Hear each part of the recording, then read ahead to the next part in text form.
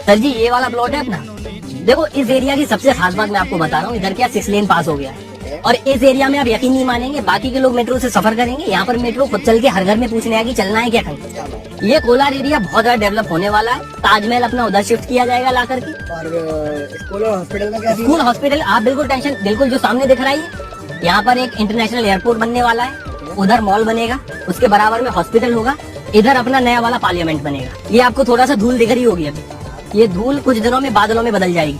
अभी क्या है, शिमला से बात चल रही है, अपन वहाँ से कुछ वादियाँ खरीद रहे हैं, तो यहाँ पर बर्फ गिरा करेगी। फिर ये नक्शा पास हो गया है ना, ये यहाँ से ऐसे 4 लेन निकलेगी एक, हर घर के अंदर थोड़ा थोड़ा समुद्र का पानी भी दिया जाएगा, उसकी भी कोई दिक्कत नहीं है। आप पीछे वाली खिड़की खोलेंगे, आपको सामने हिमालय दिखेगा, अगर सामने फोटो लगा देंगे तो। आप 50 लाख रुपए का अभी का प्लॉट है, लेकिन आप समझिए 2 महीने के बाद में यही 1 करोड़ का हो जाएगा। कुछ दिनों में डॉलर चलने लगेंगे यहाँ पर, ये अमेरिका में आ जाएगा एरिया। क्या बात है। अभी आप खरीद लो सर, बेस्ट एकदम।